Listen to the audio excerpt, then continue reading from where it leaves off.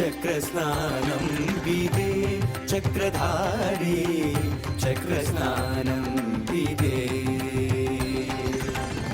చక్రస్నానం విదే చక్రధారి చక్రస్నానం విదే చక్రధారి చక్రస్నానం విదే చక్రధారి చక్రస్నానం విదే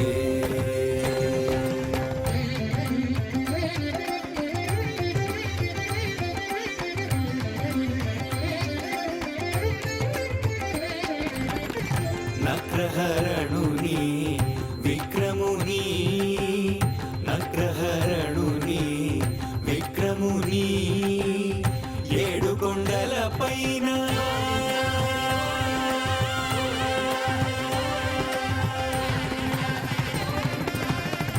నక్రహరణుని విక్రముని ఏడు కొండల పైన సుదర్శనధారుని చక్రస్నానం విదే చక్రధారి చక్రస్నానం విదే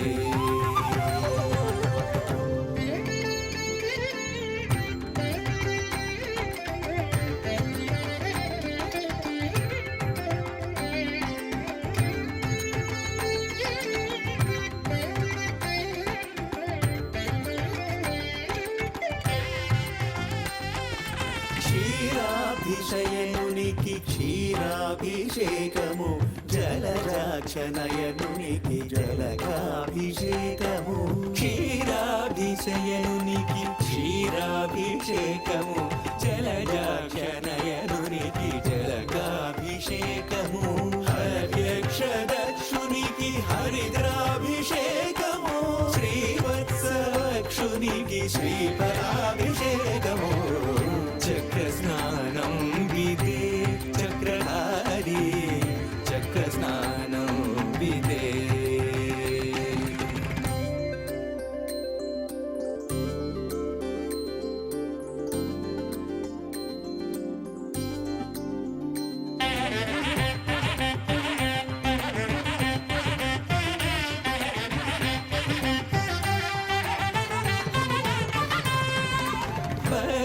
పక్షీంద్రగమనునికి పుష్పాభిషేకము మోక్షప్రదాయునికి చూర్ణాభిషేకము పక్షీంద్రగమనునికి పుష్పాభిషేకము మోక్షప్రదాయునికి చూర్ణాభిషేకము పద్మాక్షి విభునికి శ్రీగంధలేపనం బ్రహ్మోత్సవ ఫలమీయగ బ్రహ్మణ్యుని వైభవం చక్రస్నానం విదే చక్రధారి చక్రస్నానం విదే చక్రధారి చక్రస్నానం విదే చక్రధారి చక్రస్నానం విదే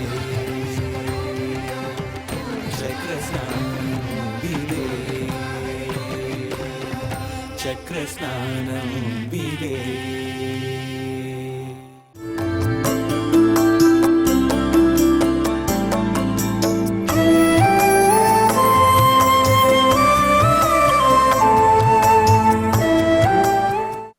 శరీరం మమ దేవేశ వ్యాధిభిః పరిపీడితః మనో మే పుండరీకాక్ష విషయానేవ ధావతి వాణీ మమ హృషీకేశ మిథ్యాపారుష్యదూషితా ఏవం సాధనహీనోహం కిం కరిష్యామి కేశవా.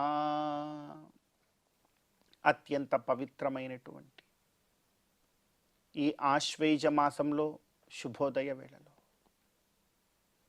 దేవదేవుడైనటువంటి శ్రీమన్నారాయణుణ్ణి కలియుగ ప్రత్యక్ష దైవమైనటువంటి శ్రీ వెంకటేశ్వర స్వామి వారిని పరిపరి విధాలుగా శరణాగతి చేస్తూ ఉత్తమమైన ఈ ఆశ్వేజ మాస శుభోదయ సమయాన్ని మనం చరితార్థం చేసుకుంటూ ఉన్నాం.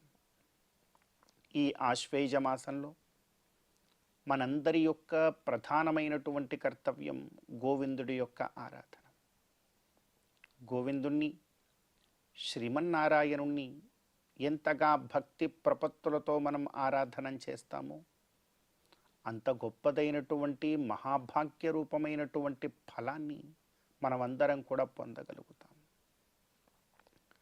భగవత్ కైంకర్యం కన్నా, గోవిందుడి యొక్క ఆరాధనం కన్నా మిన్న మరేమున్నది ఈ లోకంలో? కనుక సకల ఇంద్రియములు, ఈ శరీరమంతా కూడా భగవత్ కైంకర్యంలో నిమగ్నమయ్యేలాగా మనమందరం కూడా ఫలాన్ని పొందే ప్రయత్నం చేయాలి. అందుకే అంటున్నారు, శరీరం మమ దేవేశ వ్యాధిభిః పరిపీడిత. గోవింద, నీ సేవలో ఉందాము అనంటే ఈ శరీరమేమో నానా రకాలైనటువంటి వ్యాధులతో పరిపీడితమవుతూ ఉన్నది. నేను ధర్మ మార్గంలో ఎలా ఉండేది? శరీరం మమ దేవేశ వ్యాధిభిః పరిపీడిత మనో మే పుండరీకాక్ష విషయాని వధావతి. ఈ మనస్సు ఉందే, ఇది చాలా ప్రమాదకారి. ఓ మనసా, నీవు భగవంతుడి యందు మాత్రమే ఉండవమ్మా అంటే భగవంతుడి యందు తప్ప మిగతా అన్ని విషయాల ఎందుకి పరిగెడుతుంది. కానీ భగవంతుడి యొక్క దివ్య పాద పద్మముల చెంత కాస్త లగ్నమవమంటే మాత్రం అవదు. చాలా ప్రమాదకారి మనసు. అందుకే పెద్దలంటారు, మన ఏవ మనుష్యాణం కారణం బంధ మోక్షయో. మోక్షానికి అదే కారణం, బంధానికి అదే కారణం. మనోమే పుండరీకాక్ష విషయాని వధావతి. పోనీ వాక్కైనా సహకరిస్తుందా అంటే, వాణి మమ హృషికేశ మిథ్యా పారుష్య దూషిత. అబద్ధాలు మాట్లాడడం అంటే చాలా ఇష్టం ఈ వాక్కుకి.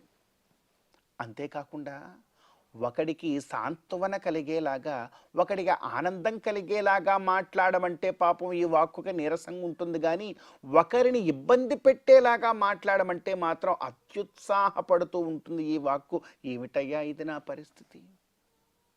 కనుక ఈ వాక్కును కూడా జాగ్రత్తగా చూసుకోవాలి. మనం ఒక మాట మాట్లాడితే ఎదుటివాడు ఆనందపడాలి, అతడికి చక్కనైనటువంటి ప్రబోధనం కావాలి. అంతేకాని పక్కవాడి యొక్క హృదయాన్ని రంపపు కోత కోసేలాగా బాధ పెట్టే మాటలు మాట్లాడేస్తోంది ఈ వాక్కు. మరేం చేయాలి? ఎటు చూసినా అంటే మనసు మాట వినదు, వాక్కు ఇలా చేస్తోంది, శరీరమేమో వ్యాధులతో ఉన్నది. ఇంకా గోవింద, ఏవం సాధనహీనోహం కిం కరిష్యామి కేశవ.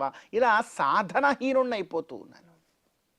మనం ఎప్పుడైనా కూడా సాధన సంపత్తుని కలిగి ఉండాలి అంటే మొట్టమొదట వాక్కు బాగుండాలి. వాక్కు ఎంత గౌరవ మర్యాదలతో ఉంటే మొట్టమొదట సాధన చతుష్టయాలన్నీ మన దగ్గరికి చేరుకుంటాయి. శ్రవణ మనన నిధిధ్యాసనాలన్నీ కూడా మనకు వస్తాయి. వాక్కు చాలా చక్కగా ఉండాలి. తర్వాత మన మనస్సు మన మాట వినాలి. వాక్కు బాగా ఉండి మనస్సు బాగా ఉంటే శరీర ఆరోగ్యం కూడా అదే బాగుంటుంది. సగం శరీర అనారోగ్యాలను కొని తెస్తూ ఉన్నది ఈ వాక్యే. ఈ నోరే సగం అనారోగ్యాలకి సర్వకారణం, మూల కారణం.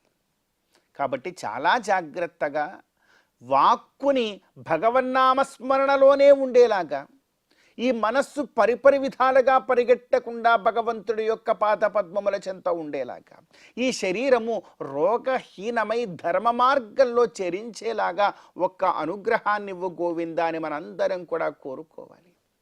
తిరుమల దివ్యక్షేత్రంలో ఎంతో గొప్పగా సాలకట్ల దివ్య బ్రహ్మోత్సవాలలో ఈ రోజున ధ్వజ అవరోహణ కైంకర్యం, గొప్పదైన అవభృతోత్సవం, చక్రస్నాన కైంకర్యం జరుగుతూ ఉన్నాయి. ఈ అవభృత మహోత్సవంలో మనం అందరం కూడా గోవిందును కోరుకోవాలి. మాకందరికీ కూడా సరైన ధర్మ మార్గంలో ఉండగలిగేటువంటి గొప్ప భాగ్యాన్ని ఇవ్వు గోవింద, మరేది కూడా అవసరం లేదు అని మనం కోరుకోవాలి. ఇలా గోవిందుని మనసారా కోరుకుంటూ ఈనాటి తిథివార నక్షత్రాలలో ఉండేటువంటి తత్వాన్ని కాస్త మన జీవితానికి అన్వయించుకునే ప్రయత్నం చేద్దాం. ఈ రోజున అక్టోబర్ 2వ తేదీ ఆశ్వయుజ మాస శుక్లపక్ష దశమి తిథి. ఈ రోజుని విజయదశమి అని మనం అందరం కూడా అంటాం. ఈ విజయదశమి రోజున చాలా గొప్పదైనటువంటి విజయ ముహూర్తాన ఏ కార్యము ఆరంభించినా కూడా అందులో చక్కనైనటువంటి విజయాన్ని మనం పొందగలుగుతాం. విశేషించి ఈ రోజున శమీ పూజా కార్యక్రమం, అపరాజితాదేవి యొక్క ఆరాధనం చాలా గొప్ప ఫలాలను అందజేస్తుంది. ప్రతి ఒక్కరూ శమీ వృక్షం దగ్గరికి వెళ్ళి శమీ శమయతే పాపం శమీ శత్రువినాశిని అర్జునస్య ధనుర్ధారి రామస్య ప్రియదర్శని అంటూ చక్కగా శమీ వృక్షానికి కనుక ప్రదక్షిణం చేసినట్లయితే సకల కార్యముల యందు కూడా మనకు విజయం చేకూరుతుంది అని, అపరాజితాదేవి యొక్క ఆరాధనాన్ని గనక ఆచరించినట్లయితే చక్కనైనటువంటి ఫలం మనందరికీ కలుగుతుంది అని శాస్త్రం చెబుతోంది. అందులోనూ కూడా ఈ రోజున స్వామివారి యొక్క దివ్య బ్రహ్మోత్సవ కైంకర్యంలో బ్రహ్మోత్సవ ఆరంభకాలంలో ధ్వజ ఆరోహణము ద్వారా ధ్వజాగ్రాన్ని చేరుకున్నటువంటి ఆ గరుత్మంతుల వారిని పునః ఆహ్వానం చేస్తూ ధ్వజ అవరోహణ కైంకర్యం చేస్తూ ఉన్నారు. ఈ బ్రహ్మోత్సవం అనబడేటువంటి గొప్ప యజ్ఞము యొక్క ఫలాన్ని ఈ లోకానికి సకల భక్తులకు అందజేసే విధంగా అవభృతోత్సవ కైంకర్యం, చక్రస్నాన కైంకర్యం కూడా స్వామివారికి జరుగుతూ ఉన్నది. మరి ఇంత గొప్ప విశేషత కలిగినటువంటి ఈ రోజున గోవిందుడి యొక్క ఆరాధనంతో, గోవిందుడి యొక్క అనుగ్రహంతో శమీ పూజ ఇత్యాది కైంకర్యములను కూడా మనమందరం కూడా ఆచరిస్తూ మన జీవితంలో మనం తలపెట్టినటువంటి సకల విధ ధర్మ కార్యాలలో చక్కనైనటువంటి విజయప్రాప్తిని పొందేటువంటి మహా గొప్ప అనుగ్రహాన్ని మనమందరం కూడా పొందుతూ గోవిందుడి యొక్క అనుగ్రహంతో ఈ ఆశ్వయుజ మాస శుభోదయ సమయాన్ని మనం చరితార్థం చేసుకుందాం.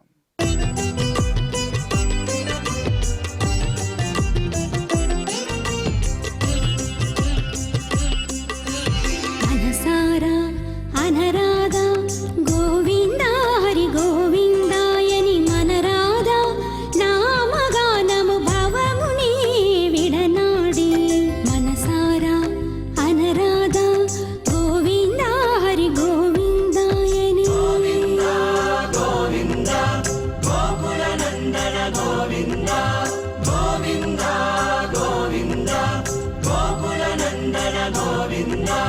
మనసారా అనరాధా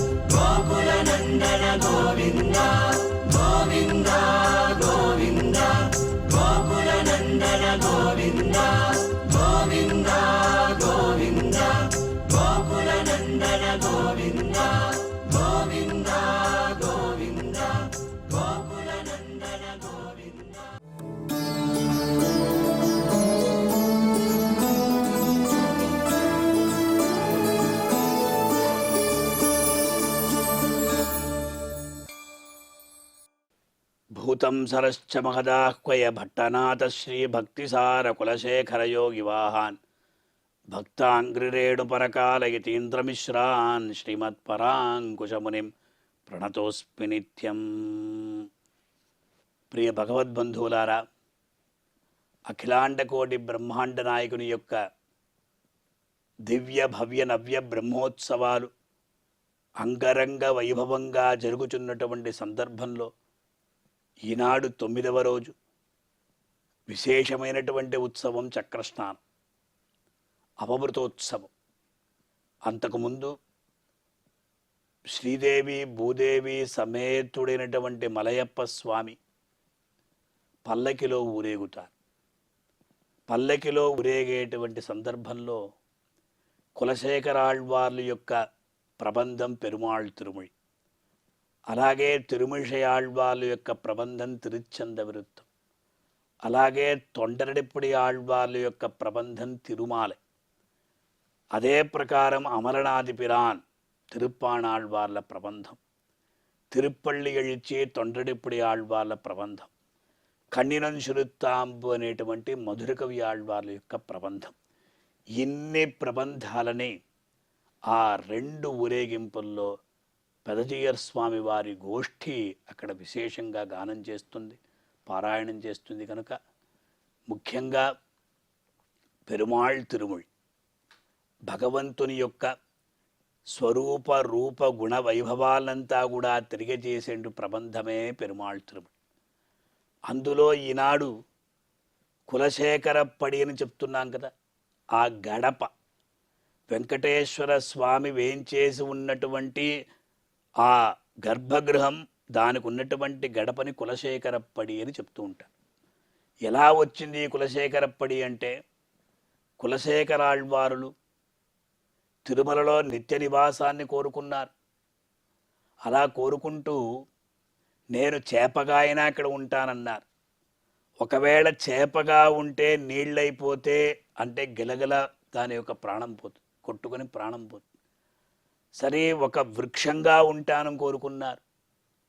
ఒకానొక సందర్భంలో వృక్షాన్ని ఛేదిస్తే మళ్ళీ మనకు నిత్య నివాసం దొరకదు. అలాగే మెట్టుగా ఉండాలనుకున్నారు. ఒకవేళ మెట్లను కొట్టేస్తే తన గతి ఏమైపోతుంది. చివరగా చెప్పారు వారు, షడియాయ వల్వినహళ్ తీర్కుం తిరుమాలే நெடியானே வெங்கடவானின் கோயிலின் வாசல் அடியாரும் வானவரும் அறம்பயரும் கிடந்து எங்கும் படியாய் கிடந்து ఉన్ పవళవాయి కాణ్బేనే. చూడండి స్వామి, షడియాయ వల్వినహళ్ తీర్కుం తిరుమాలే.